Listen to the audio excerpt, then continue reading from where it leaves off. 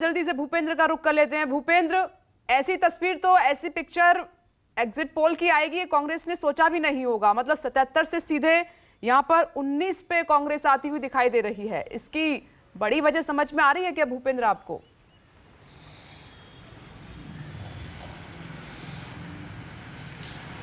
देखिए विपनेश, मैं इस समय कांग्रेस कार्यालय के बाहर मौजूद हूं। शुरुआत से ही हमने देखा कि किस तरह से कांग्रेस चुनाव प्रचार को लेकर बिल्कुल एक उदासीन रवैया उसका देखने को मिला था, और ऐसा ही कुछ माहौल इस समय हमें कांग्रेस कार्यालय के बाहर भी देखने को मिल रहा है।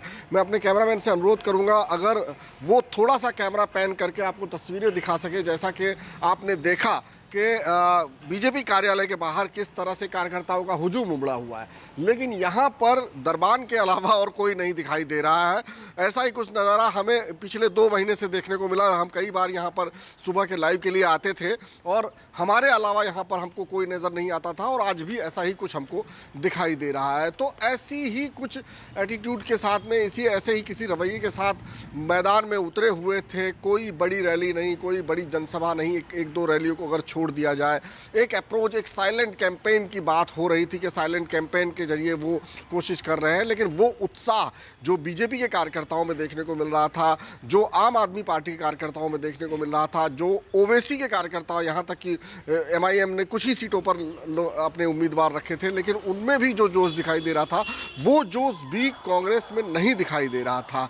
तो ये बात कही जा रही थी कि उनका अपना डोर टू डोर कैंपेन चल रहा है, खटिया बैठक चल रही है और उसके जरिए वो प्रचार कर रहे हैं। लेकिन अब चूंकि एग्जिट पोल के नतीजे आ गए हैं, जाहिर सी बात है, दिखाई दे रहा है कि किस तरह से कांग्रेस एकदम से पीछे जाती हुई नज़र आ रही है। 77 से सीधे 30 के आसपास उसकी सीटें हो गई हैं। विपनेश, मैंने कहा था कि जब वोटिंग प्रक्रिया चल रही थी उस वक्त भी जो इतनी वोट कम नज़र आए हमको, 6% के आसपास कम वोटिंग हुआ पिछले चुनाव की अपेक्षा, तो ये बात कहा जा रहा था कि कौन से वोटर हैं जो मतदान केंद्रों तक नहीं पहुँचे। तो उसमें 2 तरह की बातें आ रही थी। एक तो ऐसे वोटर जो बीजेपी से खफा है लेकिन कहीं नहीं जाना चाहते हैं, तो उन्होंने वोट नहीं दिया। दूसरे वोटर ऐसे कि जिन्हें ये पता था, कांग्रेस के वोटर थे और जिन्हें ये पता था कि इस बार कांग्रेस सरकार नहीं बना रही है, उनके वोटों का बंटवारा हो रहा है, वो भी मतदान केंद्रों से दूर रहे। तो इस तरह की बातें सामने आ रही थी कि किस तरह से लोग मतदान केंद्रों तक नहीं पहुंचे, वोट प्रतिशत में कमी आई।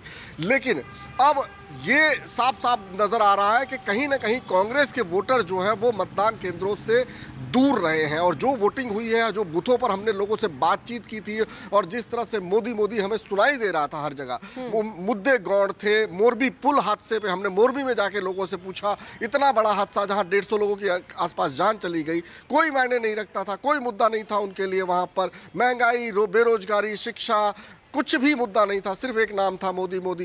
तो ये देखने को मिल रहा था कि मोदी प्रशंसक जो है, बीजेपी के जो वोटर्स हैं, वो जरूर मतदान केंद्रों तक पहुंचे हैं, और कहीं ना कहीं एग्जिट पोल में वो नजर भी आ रहा है। अब ये देखना होगा कि जब एग्जिट पोल आता है, जब नतीजे आते हैं, उसमें किस तरह से चीजें नजर आती है। लेकिन इतना जरूर कहेंगे कि आप पार्टी जो यहाँ पर आई थी जिस तरह से, लेकिन आपने कांग्रेस के लिए 2 बड़ी वजह गिनाई है कि कांग्रेस क्यों पिछड़ रही है। एक तो कांग्रेस के बड़े नेताओं की उदासीनता चुनाव प्रचार के दौरान, दूसरे मुद्दों को नहीं उठा पाना, और तीसरा जनता को यह डर रहना आम आदमी पार्टी के आने से कि उनका वोट बट रहा है, कांग्रेस को ना जाकर किसी और को जाएगा। तो ये मतलब उनका ट्रेडिशनल वोटर घर से बाहर नहीं निकला, जो आप बताने की कोशिश कर रहे हैं। नमस्कार, मैं हूं मानक गुप्ता। अगर आपको हमारा ये वीडियो पसंद आया हो तो इसे लाइक और शेयर जरूर करें, और हां, हमें सब्सक्राइब और फॉलो करना ना भूलें ताकि आप देश और दुनिया की कोई खबर मिस ना करें।